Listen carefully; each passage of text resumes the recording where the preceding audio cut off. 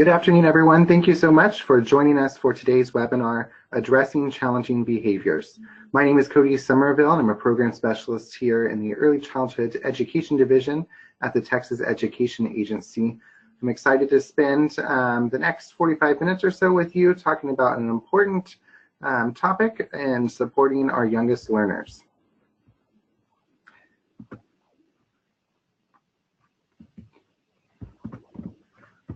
So before we get started, just want to explain a few of the functionalities of GoToWebinar. Everyone should see a control panel that looks similar to the one that's here on the PowerPoint slide. You can use the orange arrow at the top to expand or collapse your control panel.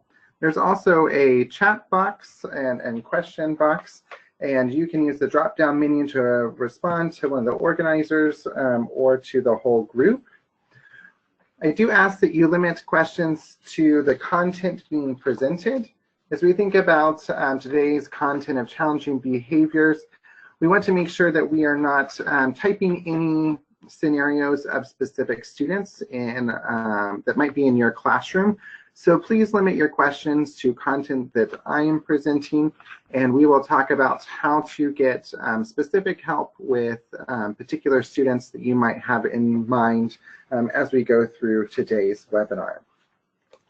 Some of those resources that I want you to be thinking about as we go through today's webinar that might help you with those particular students that you have in mind are teachers on your campus, your administrators, neighboring school districts, your education service center staff, and nonprofit and professional organizations. There is a handout that contains a list of resources in the handout box of the control panel. And it also provides a list of web-based resources and books that you might consider when trying to find solutions for particular students. Today, we're going to cover quite a bit. We'll start by talking on how we can use developmentally appropriate practices to mitigate unwanted behaviors. Then we'll jump into a little bit about brain development and how that relates to student behavior. We'll talk about the differences between little problems and big problems and appropriate solutions for both of those. We'll also jump into some practices that we would hope you would avoid as teachers and administrators, and we'll also talk about teachers' responses to behaviors. We'll close out our time together by sharing some additional resources as well. There are often unwanted behaviors in the classroom. These behaviors are not necessarily challenging behaviors, but when displayed frequently and by multiple children, it can be overwhelming for the teacher. Most of these behaviors can be mitigated when ensuring we are utilizing developmentally appropriate practices in the classroom. There are three main developmentally appropriate practices that can be easily used to mitigate unwanted behaviors.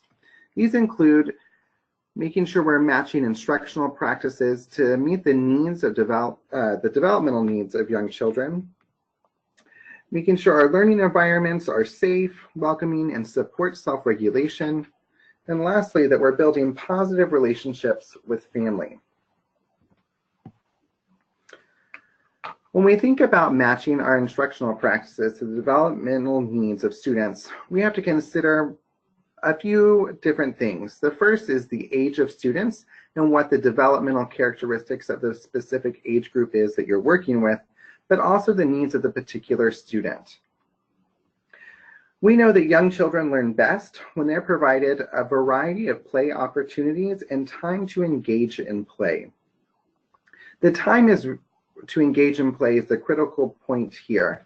We often see play in our classrooms, but it's very limited. We want to make sure that children have plenty of time for open-ended free play throughout the day. We also want to make sure that the right amount of challenge is being used to foster learning and avoid frustration. If we ask too much of our youngest learners, it can be overwhelming, and their only way to let us know that their needs are not being met is by exhibiting challenging behaviors. We can make sure that we're providing the right amount of challenge when we provide scaffolded learning experiences that build upon one another. So we have to spend time thinking about the sequences of our curriculum to make sure that we are building up the skills that are necessary for children to learn more difficult concepts. We also want to make sure that we embed intentional learning experiences that teach explicit skills related to self-regulation. As teachers, we often take for granted that our children arrive in our classrooms with these self-regulation skills, but because they are young children, this is often not the case. And it's our job to make sure that we're providing the learning experiences children need in order to develop these critical skills. When we think about using our learning environments, there's two things that we want to consider: the physical layout of the classroom, but also our classroom community. Both of these elements make up our learning environment. As it relates to the physical arrangement or layout of our classroom, we want to make sure that the furniture is the appropriate size for students in the classroom.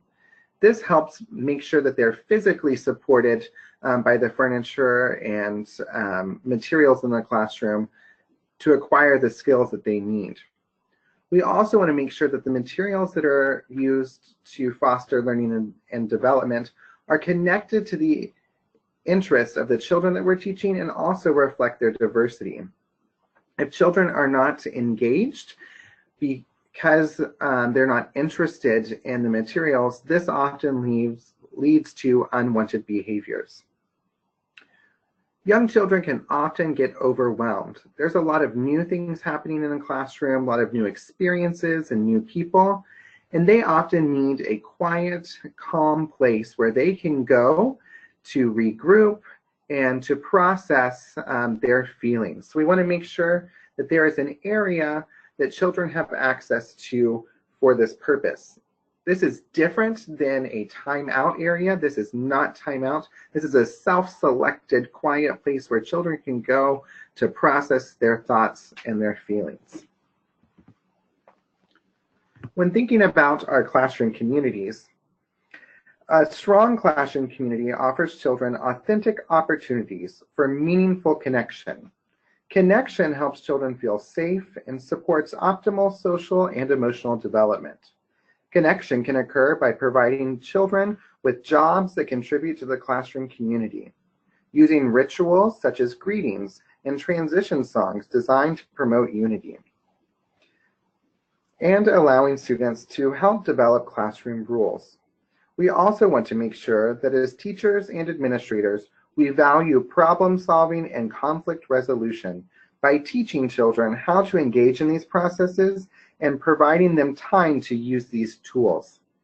We want to make sure that when conflict arises or a child have a problem, that we don't immediately jump to solving it for them, that we help scaffold these experiences in a way that mitigates their frustration, allows us to move on, but also teaches them what to do next time so they can solve the problem themselves or resolve the conflict themselves.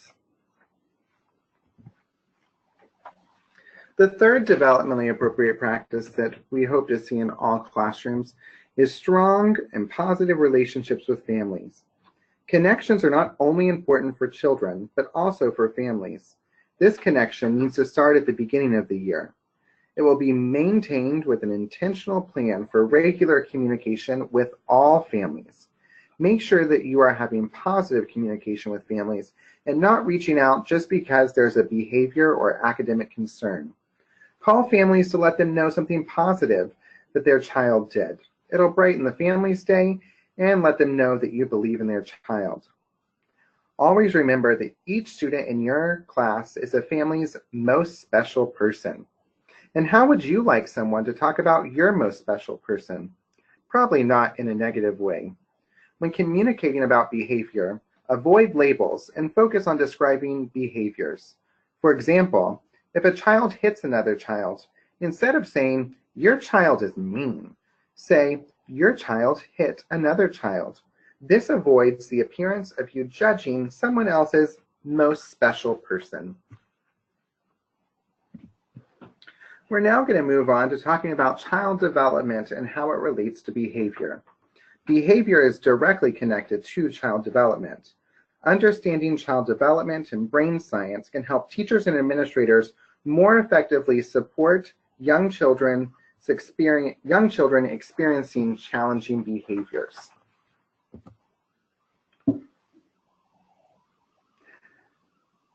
Through behavior, children often are communicating needs. They may lack the skills to express their needs in a constructive way, so they're expressing those needs in the only way they know how. Children who have experienced trauma early in life and/or live in environments with toxic stress have especially difficult times controlling their behavior. This is because trauma and toxic stress physically alters the construction of the brain. Children who fall under this category benefit from trauma-informed practices and need extra opportunities for connections with caring adults. Young children's brains are still developing. They may not have all the brain structures in place that are needed to regulate their behavior like adults. Refrain from blaming a child for not following expectations and focus on how you can teach a child the skills they are missing. There are four main causes of challenging behaviors. First is developmental characteristics and how they might mismatch with the environment or expectations. Next is unmet needs. These might be physical needs such as food, clothing, and shelter. They might also be social and emotional needs such as love and support. Children also use behavior to let us know they lack certain skills. This could be academic skills, it could be social skills, and it could be some of our cognitive skills such as problem solving, flexibility and thinking. And the only way they know how to respond is through challenging behaviors. There are also factors in the classroom, such as the way it's laid out, other people in the environment who might elicit challenging behaviors from a particular child. We're now going to watch a video from the Center on the Developing Child at Harvard University. Often, children who are displaying challenging behaviors lack executive functioning and self-regulation skills. This video explains the importance of those skills. So I'm going to transition over now to this video.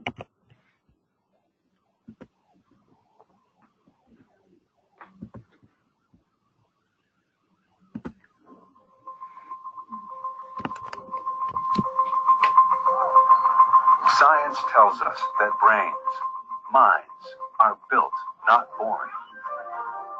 And at the center of this dynamic architecture are a set of skills called executive function and self-regulation.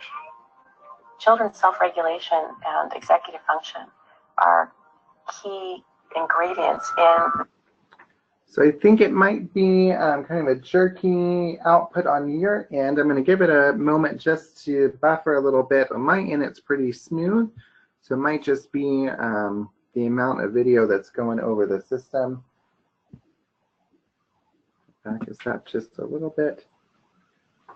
The center of this dynamic architecture are a set of skills called executive function and self-regulation. Children's self-regulation and executive function are key ingredients in their lifetime performance. It's not just about learning language or learning numbers or learning colors. We have to be able to work effectively with others, with distractions, with multiple demands. These actually are skills that contribute to the productivity of the American workforce. Look at your shape. What should you have done next? Educators, I think, are looking for just this sort of thing. And when we describe what we mean by executive function, they say, yes, that's it. That's exactly, the problem. These kids, they can tell me these rules, but they can't actually use them. What's this? The toolbox.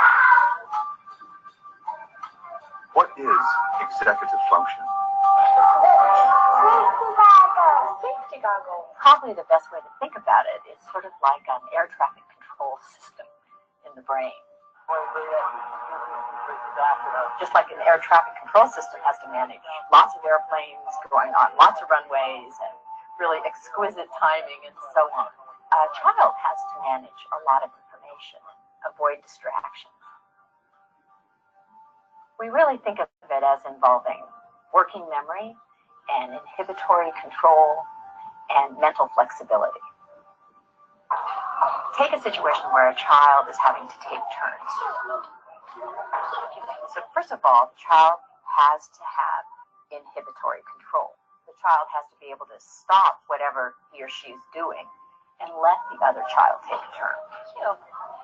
But when it's your turn again, you also have to remember what it is you're supposed to be doing. So that pulls on working memory. If the children who are taking the turns after you do something unpredictable, you have to be able to adjust what you're going to do next. And that requires mental flexibility. Children who are struggling with these capacities often look like children who just aren't paying attention, or children who are deliberately not controlling themselves. If you don't have self-regulation, you act out and the teacher puts you in timeout, so then you miss part of the learning that's going on, and then you are more upset because you're behind, and so you act out, and so you get this downward spiral. How does executive function develop? 7 and +4. In little children, and even in the infant and toddler years, you begin to see the roots of executive functioning skills. What's going on in our brains is unbelievably intricate and complicated. The prefrontal cortex, or the front, is important for executive function. But it's more than just prefrontal cortex. This region doesn't act alone. It's involved in controlling your behavior through its interactions with all other parts of the brain. The brain goes from a situation where you've got nearest neurons communicating very strongly with each other and ignoring the rest of the brain, to these widespread networks that are connecting these different areas. Executive function changes over the life course. It improves radically over the first few years. It continues to improve throughout adolescence. It's not until early adulthood that you have the adult type networks that are very strongly activated that connect different brain regions together. Let's take notes. Also, we believe that executive functions can be trained. It's just like going to the gym. So the more you practice in these areas, the stronger the capacity is likely to become, because you're helping to strengthen those neural connections. Mom, you're at 24. Slowly but surely, you're going to be able to step back, and that child's going to go into the world with these skills where they can get along with other people, change rules, and they can be flexible, and they can accomplish new things, and they're unafraid. I got hit by my dog in my arm. Oh, dear. If we don't learn these skills during the childhood and adolescent years when they're coming online, we are really ill-equipped as an adult to hold a job, to maintain a marriage, to raise children, to get along with each other, to basically be part of a civil society. You're okay.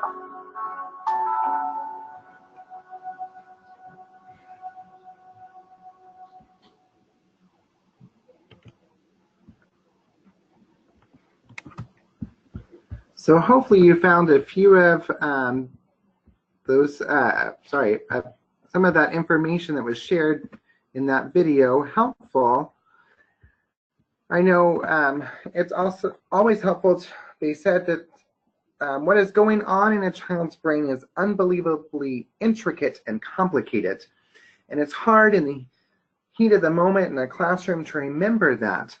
But we have to stop and pause and remember their brains are still developing. And we, as teachers, have the great responsibility and the privilege to being brain developers. And just like they said, it's like going to the gym. It takes practice. Children need different opportunities and experiences to exercise these new skills. So we're now going to jump into looking at little problems and big problems. As teachers and administrators, we must control how we react to children's behavior. This begins by identifying if something is a little problem or a big problem. We're now going to use the poll feature, and I will launch a poll, and you're going to decide if it is a little problem or a big problem. So the first scenario is going to be a child keeps laying down on his stomach during a read aloud, despite several reminders from the teacher to sit crisscross.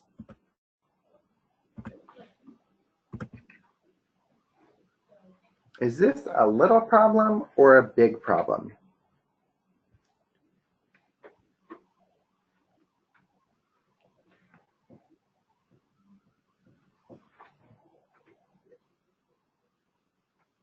Looks like about 55% have voted.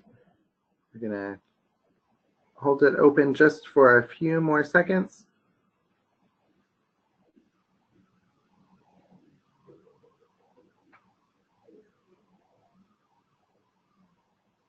Closing in 3, 2, 1.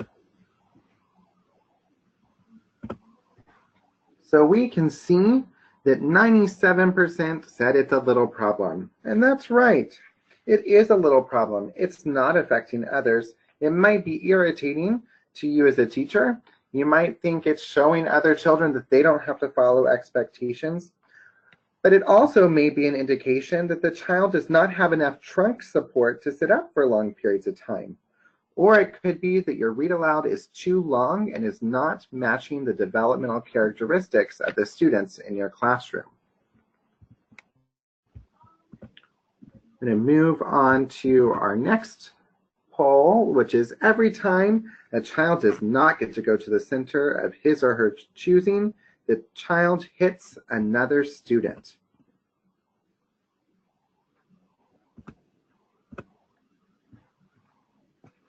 Is this a little problem or a big problem?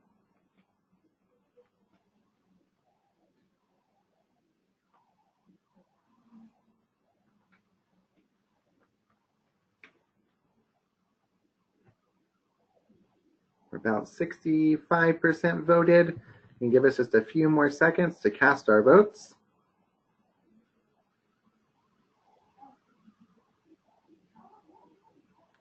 Closing in 3, 2, 1.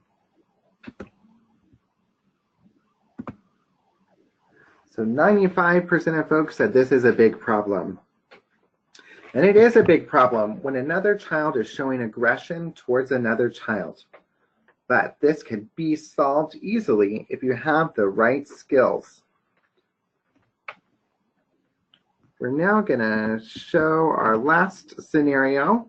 During circle time, a child is making noises, animal noises, while other children are speaking. Is this a little problem or a big problem?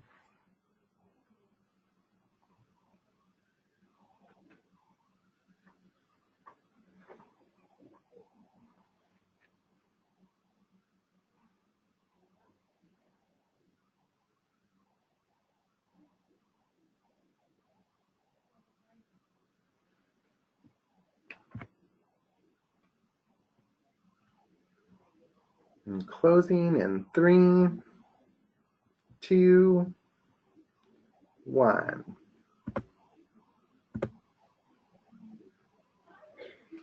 So 78% said it's a little problem. You'll notice that we are a little more split on this one than we were on the others.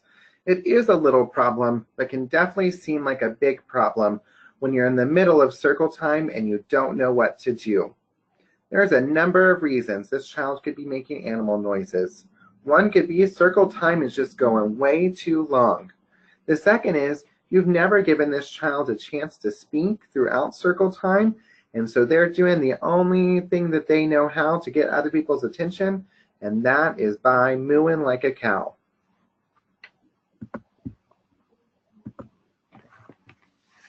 So let's talk about the characteristics of a little problem and the characteristics of a big problem. Little problems are developmentally typical and do not affect the safety of others and can be addressed with simple strategies. Examples of little problems include not cleaning up properly, cutting in line, not lining up immediately from recess, talking when not supposed to. Those are things that happen all the time that can be addressed through simple strategies, some of which we'll talk about in a moment. Big problems affect the safety of others, and they affect the child's ability to learn or engage in pro-social interactions. And these often require intervention or targeted supports. Examples of big problems include physical aggression, tantrums, or significant disruptions.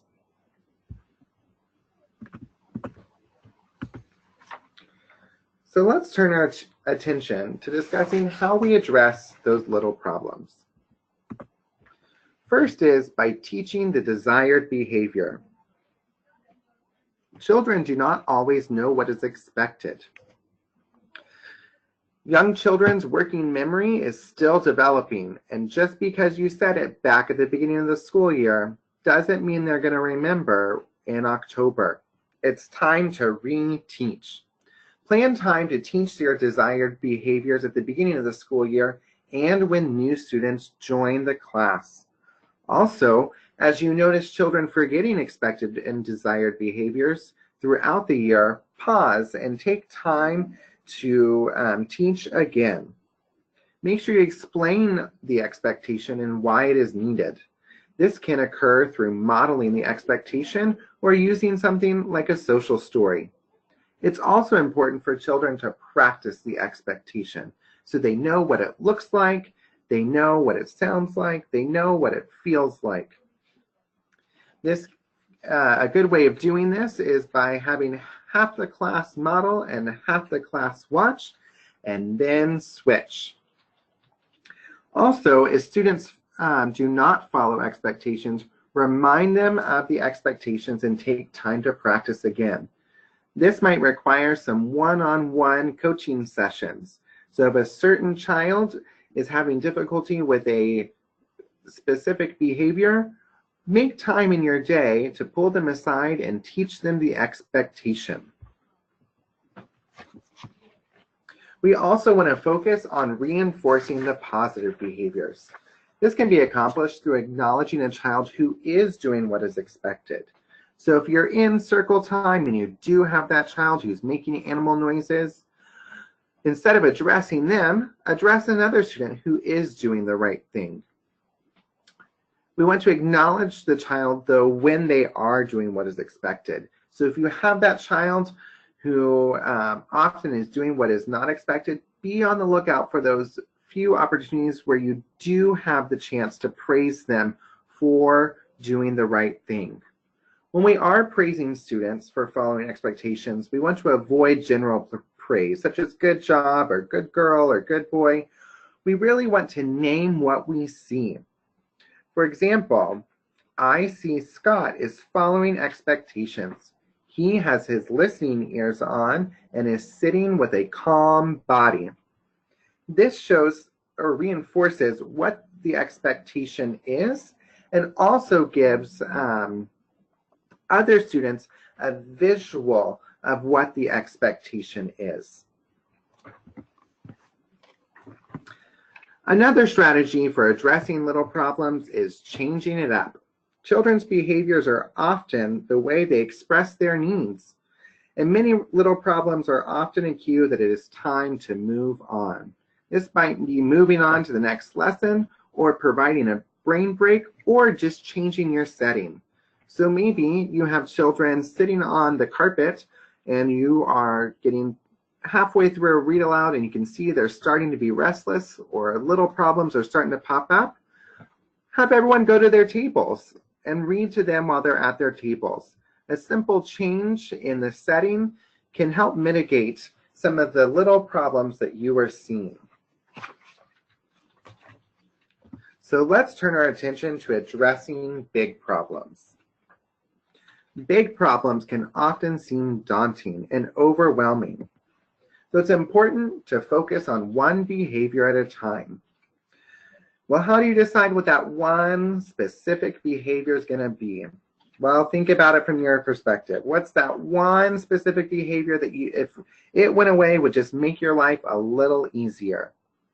This is often what I like to start with because I know it'll help me when I am trying to regulate my reactions to this child.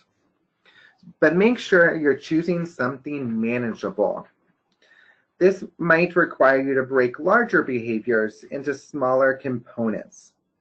So for example, if a child is disruptive all the time, they might be getting up and getting into cabinets when they're not supposed to. This might be you're walking down the hallway and they decide just to start sitting in the middle of the hallway. They're doing many things that are really disruptive. We'll choose one of those specific things. It might be, I want this particular student to sit during circle time through the whole circle time. And you know, if they're going to sit in the middle of the hallway when we're walking down the hallway, I'm going to let it go because we're focusing on sitting through circle time. It's also important to remember that you're not going to change big behaviors and big problems overnight. It's going to take time. Some strategies that you can use to address these big problems is creating a behavior plan with the family's input. Invite them to the classroom for a conference. Make sure that you're using positive language to describe their child and you're not using labels to judge their child, but you're describing the specific behaviors that you are seeing. Ask them if they're seeing the same kinds of behaviors at home. What strategies are they using at home that is getting the results that they want? Use them to help you think about what strategies you might utilize in school. One of my favorite strategies for addressing big problems is creating a social story that teaches the targeted behavior. When you create a social story, it's often important to use the child's name in the story, and if possible, to incorporate pictures of the child demonstrating the targeted behavior. I like to provide the family a copy of the story. They can read it at home before they come to school to help the child start their day off right. And make reading the story with the child a routine. This might be right after announcements in the morning, or when you're at recess, you pull them aside and you read the story together. It does take some time to build these stories, but what I found as a teacher is that over a few years, you have children who are going to be working on the same behaviors. And so if you keep those stories saved, then all you have to do is change the child's name and change the pictures. If you're not able to use actual pictures of the child, make sure you're using simple clip art that doesn't have a lot of things in the background and is just a stick figure or a cartoon person demonstrating the very specific skill that you want. So there's not a lot of distracting images on the page. It's often helpful to also establish a signal or a visual cue. This might be using a sign language sign as a reminder for that child to display a certain behavior.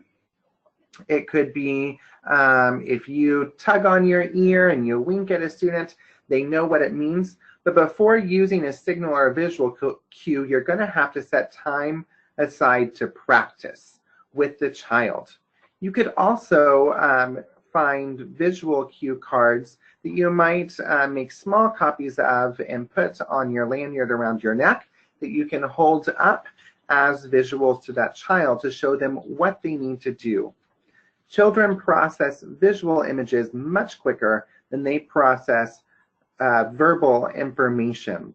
So for our young learners who are trying to process a whole lot, often using a visual or either a visual cue on as a picture or some hand signal is going to be more effective than barking an order at them. You can also provide a peer model. Make sure this is set up in an equal manner so that the peer model is not the peer enforcer, but they're someone who you can trust, who will use kind and caring language to remind their friend what is the expected behavior. When you're implementing strategies, it's important to have frequent check-ins with the child. These can be done by a support staff member who becomes the child's check-in buddy, and they have a certain time of the day where they stop in to check in with that child. As I said earlier, children who are coming from environments where there is toxic stress or might have experienced early trauma in life need more opportunities for positive connections with adults. To achieve this, it's often helpful to bring in another staff member to help with these check-ins and establish another positive connection with an adult for that child. Make sure you set a check-in schedule and you stick to it. It's helpful to create some visual reminder of that schedule for the child so they know when it's going to be and it's never a surprise. Check-ins should focus on reinforcing targeted behaviors and focus on building a positive relationship with the child. Big problems require big relationships. Children who are exhibiting big problems need more positive relationships, more opportunities to connect with others, and to know that a strong positive relationship with his or her teacher is unconditional. Through all of this, we are building trust, and trust is a key ingredient for changing behavior. Ways that you can establish these positive relationships is building time into your schedule to connect with the child.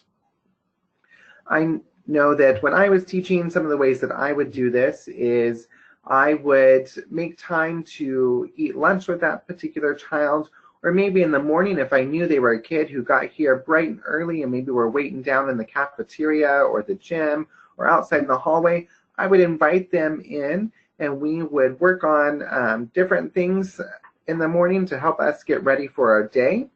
I might also take time at recess to push that child on the swing. Sometimes if they're needing some extra attention, I might hold them back just for a few minutes from specials, and we would have a read aloud together. Whatever you choose, make sure that you build it into your schedule and it's something that's sustainable. It doesn't need to be something that takes a whole lot of time, but is very impactful within a short few minutes.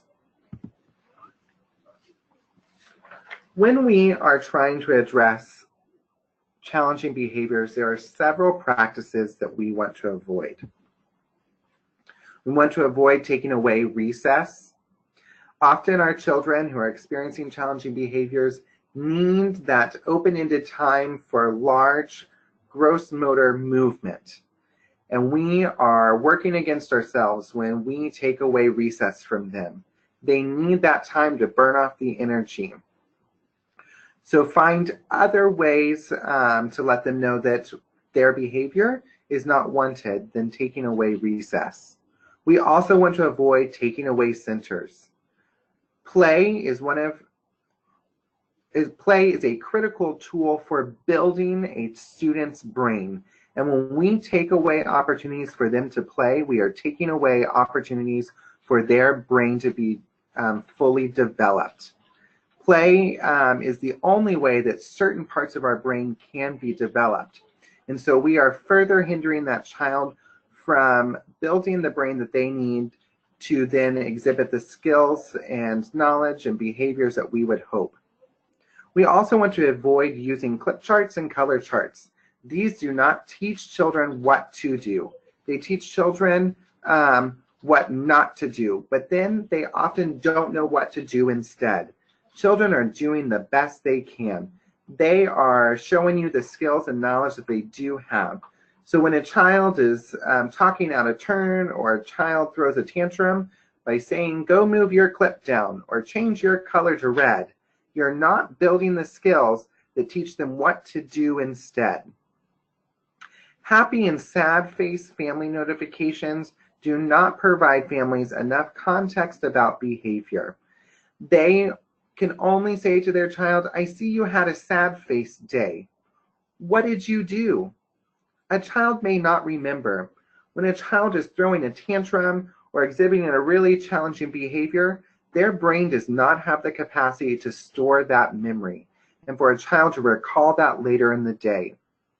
When communicating about behavior with family, we want to name specific behaviors. We also don't want to label an overall day by one specific behavior. The child had a tantrum at 8:30 a.m., but they had a great rest of the day, but you gave that child a sad face for the whole day. That does not acknowledge all of the positive things that they did do. We also want to avoid using treasure boxes. These do not build intrinsic motivation, and they teach children we only have to do what we're supposed to because I'm getting a reward. And that is not how life works. We also want to avoid timeout because it's taking away learning opportunities from children. If they are missing out on instruction, it puts them further behind and could increase frustration as we move on to new concepts and skills in our instruction that that child did not have the opportunity to learn. We also want to avoid publicly shaming a child, yelling at a child, calling them names. Big acts of disappointment and shame are not helpful to supporting a child's social and emotional development. It does not show them that there is a caring adult who genuinely wants to help them acquire the skills that they need to be successful in life. As a reminder, a child below grade 3 may not be suspended unless they have violated the penal code or possess drugs and alcohol. This new piece of statute was enacted just a few legislative sessions ago, and just want to make sure that it is on everyone's radar and is a practice that is being followed within your campus and within your school district. So how do we as teachers respond to these challenging behaviors? We first have to regulate our own behaviors. We cannot match a child's big behavior with a big behavior of our own. This is difficult. We have a lot of things we're doing as teachers, and we just want the behavior to stop. And so we often are just like the child, and we resort to means that we don't really intend to in order to try to get the behavior to stop, and all it does is escalates the behavior. So before responding to a child, take a deep breath. This intentional action gives you a moment to pause and reflect and decide the most appropriate response. We also want to make sure that we are using a calm voice with a child. They might be screaming in your face, and I challenge you to respond with a calm, kind voice back. We want to make sure that we're focusing on addressing the cause of the behavior. Behavior doesn't just happen out of the blue. There is something that causes it. So we want to try to figure out what that root cause is. A child might be telling us they are hungry or they're thirsty, and the only way they know to do that is by having a tantrum. They might also not understand what is expected, and so they're acting out. So we want to make sure we're not just trying to get them to calm down, but we're also trying to address the root cause of that behavior. When we're trying to get them to change their behavior, it's most important to tell them what to do rather than what not to do. When children are in heat of the moment, they don't hear that word not. It's really hard for the brain to process that word not. They're only hearing what to do. So make sure you iterate over and over what the expectation is and use as many visual cues as you can. Lastly, avoid using fear and avoid using threats. These do not help build a positive relationship that children need in order to have optimal social and emotional development. You are in control of your mindset, and it's easier for you to change your perspective than to change a behavior. I'm not saying we don't necessarily want that behavior to go away, but if we can see it from the perspective of a child that they are telling us they need something, it's easier for us to address that need than it is for us to address that behavior that's a result of that need. It's also important to not take it personally. Children do not display big behaviors to be disrespectful. They're not doing it because they don't like you as a teacher. They're doing it because they don't know what else to do. So seize it as a learning opportunity and not as a personal attack. So I want to reiterate some of the resources. Today's webinar went over a variety of strategies that can be used to mitigate both little problems and big problems. However, I know that I wasn't able to provide an exhaustive list of all the potential strategies out there. The strategies that were shared today will work with some children, but may not help all children. For specific help with a particular child, we encourage you to identify the resources you have access to, and also encourage you to build a sustainable approach to using these resources. Calling your administrator down to your classroom every single time there's a big behavior is not a sustainable solution.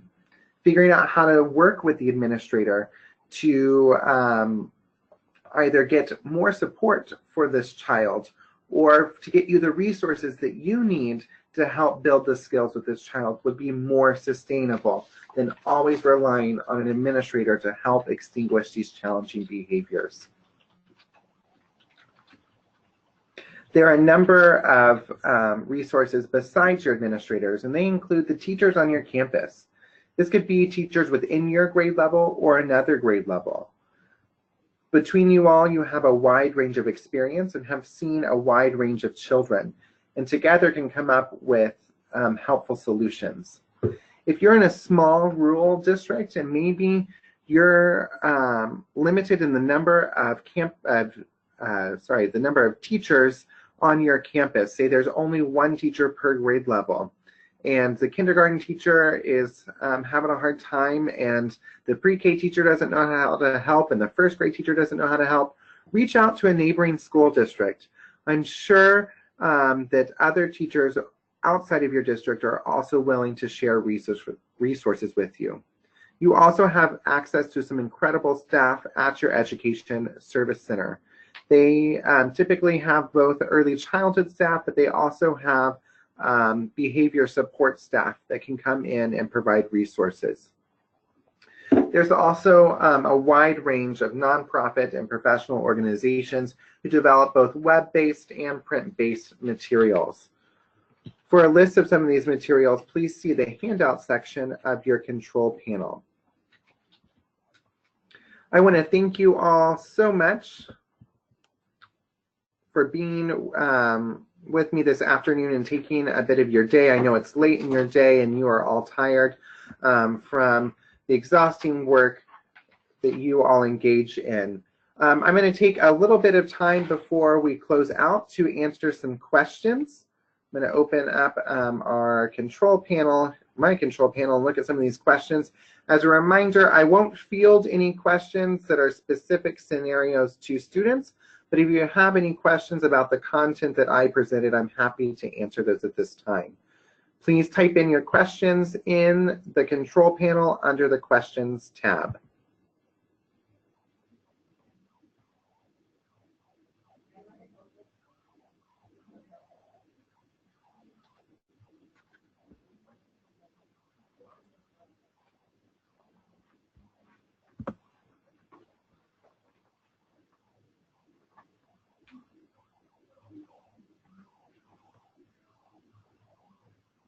We're not seeing any questions come in, but we'll give it just a moment.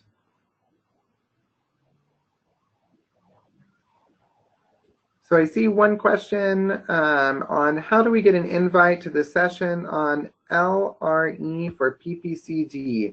If you wouldn't mind, let me know what that LRE acronym is. I might be able to point you in the right direction. Oh, my colleague Scott sitting next to me reminded least restrictive environment. I'm so embarrassed that I didn't have that acronym at hand.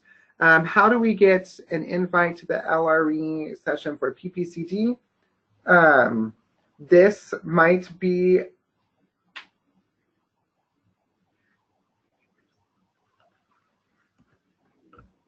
one moment.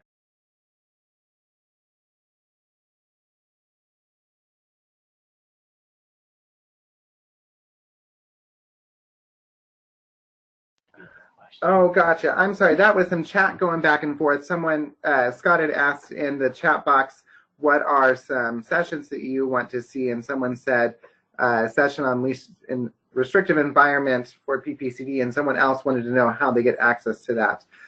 We'll be working hopefully with our PPCD team to maybe bring that content to you all.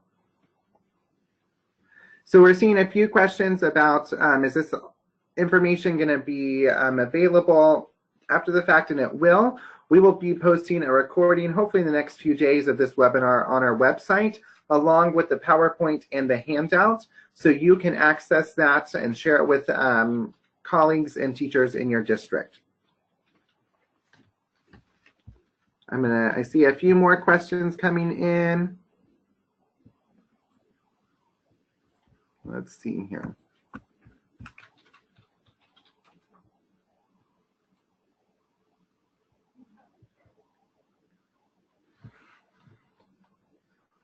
So I have a question. It reads, if a student is disrupting a classroom and not able to calm and accept reteach at the time, is a calm down room okay? We never want to leave a child unattended. So I would encourage you to make sure that if you're taking a child out of the classroom, that they are with another adult who is going to help them calm down. Children need to be taught explicit strategies and how to calm down. But we want to make sure that we are not using isolation as a go-to, and that it is done in a safe manner, and that parents are informed of when something like that is used. But best practice would be not to take the child out of the classroom, and if at all possible, to try to help the child calm down in that classroom.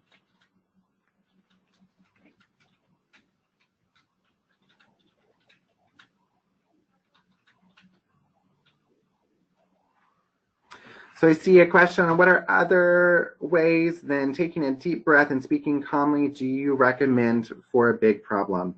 And I will tell you that with all behavior issues, it really depends on the context of the behavior, the history of the child.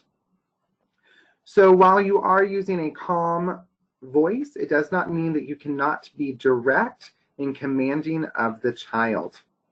It is just being mindful of how respectful you are. So there are sometimes we do want to use ignoring as a strategy for big behaviors. If behaviors are meant solely for the purpose of seeking attention. I see if you don't use color charts or clip charts, do you use anything else to help with behavior? There is a number of things that you can do. This includes there is different technology and apps that you can use to really track specific behaviors that children are displaying, and those could be both positive and negative behaviors. They provide a lot more detail for teachers to analyze and for parents to be informed about how their child went. The other thing is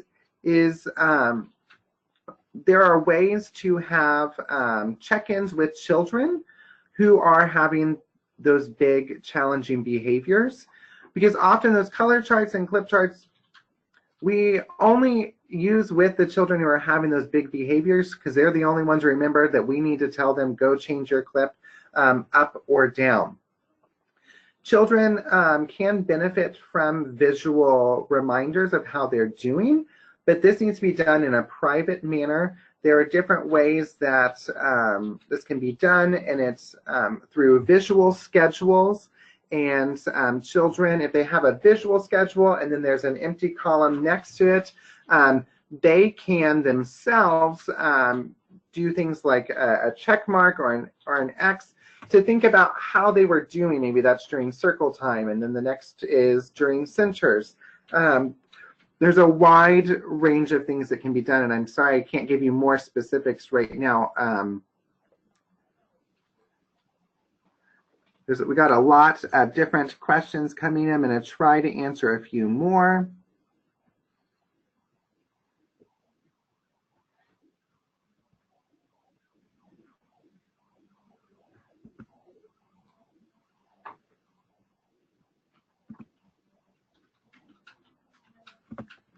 So one great question is, what do we use to keep a student from having a tantrum?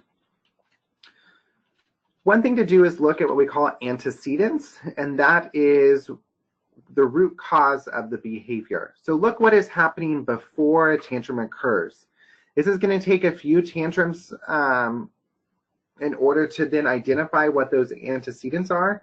But what you want to do is you want to start identifying what is happening before a child escalates to a tantrum, and what are those signs that I need to be looking for as a teacher, so that way I can start teaching the skill that's needed then, because you can't teach a skill during a tantrum. It's not an opportunity for a child to learn.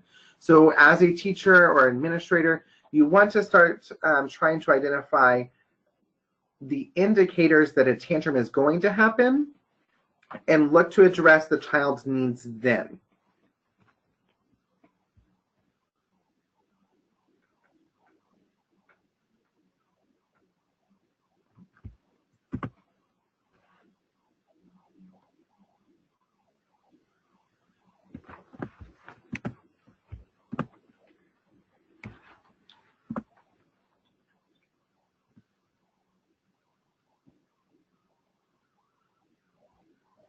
Okay, so there are a few other questions that I'm not able to answer right now, but invite you to reach out to your ESC, or you can send me an email. I'm happy to provide guidance where I'm able to.